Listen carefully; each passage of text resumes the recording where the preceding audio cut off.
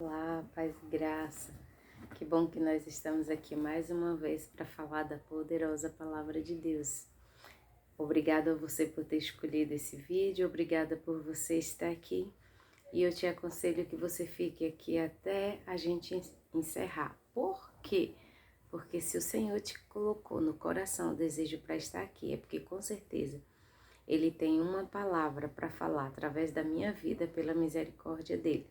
E hoje nós estaremos falando um pouquinho sobre a graça, entendendo um pouquinho sobre o que é a graça, que é um mundo dentro da espiritualidade, das coisas que vêm de Deus.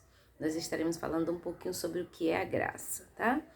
Gostaria de te pedir que deixasse o seu like, se você não é inscrito no nosso canal, logo aqui abaixo tem uma palavra inscrever-se, você pode estar tocando e entrando também para dentro dessa família, entrando nessa família que está na terra, entendendo que o ID do Senhor, de levar a palavra de Deus, é o mais importante. Ele disse: ide pregar o meu evangelho. Nós temos que fazer novos discípulos, novos filhos, novos irmãos, e isso nós fazemos quando nós estamos falando da palavra de Deus. Hoje a palavra está em Efésios 2, no versículo 8, 9 e 10, que diz assim: porque pela graça sois salvo, por meio da fé. Está falando que a nossa salvação, ela vem pela graça. Pela graça de quem? De Cristo, que morreu na cruz do Calvário, para nos levar novamente direto ao Pai, né? Para termos esse acesso de falar e Deus nos ouvir, de sermos chamados novamente filhos de Deus e não filhos da desobediência, como éramos conhecidos antes. Então, a nossa salvação, ela vem pela graça, não é pelos nossos feitos. Muitas pessoas acham que para ter algo de Deus precisa fazer, dar uma esmola a quem precisa, ajudar quem precisa, ou para dar o dízimo, ou para dar a oferta, que eu tenho que fazer uma barganha com o céu para poder eu receber algo de Deus. E não é assim. As coisas terrenas, o Senhor, Ele nos dá, assim como Ele dá para os passarinhos que não trabalham, que não dão nada para o céu, a não ser o seu canto. E o Senhor não lhes deixa faltar nada. Então, para a nossa salvação, para sermos salvos, a gente precisa ter fé. É isso que o versículo está dizendo aqui. Porque pela graça da morte de Cristo é que nós somos salvos por meio da fé.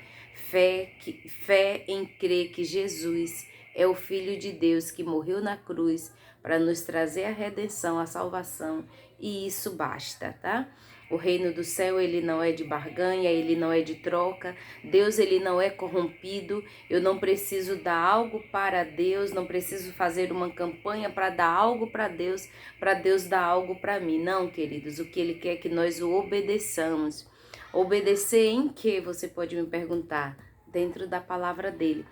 Para tudo em nossas vidas, Deus deixou uma instrução, Deus tem uma instrução para nós, contida dentro da palavra dele. Porque pela graça sois salvos por meio da fé. E isto não vem de nós. É um dom de Deus. O que Deus nos dá, o que Deus nos faz usufruir, não vem de nós. Não foi pelo que nós fizemos, mas é mediante o amor de Deus por nós, o amor de Jesus por nós. Amém? Então não é pelo que nós fazemos. O que nós temos não é porque eu fiz algo de bom, então Deus vai me dar algo de bom. Não. Se eu andar em justiça, eu colherei a justiça. Se eu praticar o amor, eu receberei o amor. Porque essa é a lei de Deus. A justiça de dar a cada um. E o que é justiça? Cada um colher, receber aquilo que plantou. Simplesmente isso. 9. não vem das obras para que ninguém se glorie. Quer dizer, não é pelo que eu faço. Ai não, porque tem gente que chega a exibir os joelhos calejados de tanto orar. Queridos, de nada adianta o joelho calejado de orar. Se eu não tiver as minhas vontades em Deus, mortificadas em Deus, que aquilo que eu quero não é tão importante quanto receber e ter aquilo que Deus quer para mim. De nada adianta joelhos calejantes se a pessoa não está com o seu coração ligado em Deus para receber o amor dele e repassar o amor dele. De nada adianta um jejum, se jejum da comida, mas a minha língua ferina anda ferindo e matando o próprio irmão, como diz a palavra de Deus, que fala mal de um irmão, né? Falar mal de um irmão é como, para Deus, é como matar, né? Então, não adianta eu estar jejuando com o joelho calejante, isso e aquilo, me gloriando até. Quantas pessoas, queridos, que andam se gloriando porque ora mais do que o outro, porque jejua mais do que o outro, porque ora mais alto do que o outro, porque tem a Bíblia maior do que a do outro, sabe mais da Bíblia do que o do outro. Deus não está nessas coisas. Deus não está nessas coisas. Não foi isso que Cristo nos ensinou. Não foi isso que Cristo nos ensinou. Mateus 23 diz que nós não devemos nos portar como sepulcro caiado. O que é sepulcro caiado? Por fora é tudo bonito, lá dentro tem osso, tem podridão. Quer dizer, eu me glorio de que estou fazendo algo só em estar se gloriando, só em estar se vangloriando, só em estar mostrando, já demonstra que não entendeu nada da graça. Jesus, ele era simples. Jesus, ele era simples. Jesus não vivia mostrando os joelhos calejantes de orar.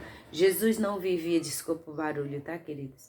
Jesus não vivia se esnobando de o porquê, porque ele era o Filho de Deus. Não, queridos. Eles eram simples e nós também devemos viver da mesma forma, praticar as mesmas coisas que ele praticou. Amém? Então não vem das nossas obras. Não vem das nossas obras. Não é o seu muito orar que lhe dá algo. Não é o seu muito jejuar que vai te dar algo. Não é você fazer a campanha de A, B ou C que vai te dar algo. O que vai fazer você viver em cima da terra a plenitude daquilo que Deus quer, é você aceitando a vontade de Deus. É você andando pelo que a palavra diz. Aleluia, andando em obediência ao que a palavra diz. Ao invés de estar se importando se o homem vai achar que eu sou cristã, se eu tenho Deus, se eu ouço Deus, se não sei o que, se dá a ver. Não, devemos nos importar com o que o Pai vê de nós, principalmente quando nós não estamos junto de pessoas, na frente de pessoas, quando nós estamos em oculto, como eu estou aqui nesse momento, fechado, ninguém está me vendo, aleluia, mas o Pai está me vendo. Então a gente deve se preocupar em como agradar a Deus. E como é que se agrada a Deus? Aqui, sabendo que viver na graça não é pelo meu merecimento, não é pelo que eu faço, não é pelo que eu acho, mas é pela misericórdia de Deus. Versículo 10 para a gente encerrar. Porque nós, eu, você, somos feitura de Deus, quer dizer, fomos feitos por Ele, criados em Cristo para as boas obras. Boas obras não é se amostrar. Boas obras não é se exibir. Boas obras não é se orgulhar. Boas obras não é fazer longas orações para que o povo veja que eu sou cristã. Não, queridos. Aleluia.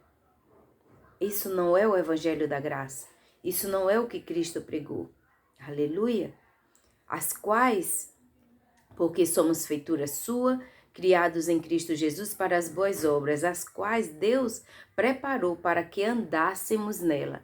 Aí você pode me perguntar, e aonde é que eu vou saber que está esse manual de boas obras? Aqui, a palavra do Senhor.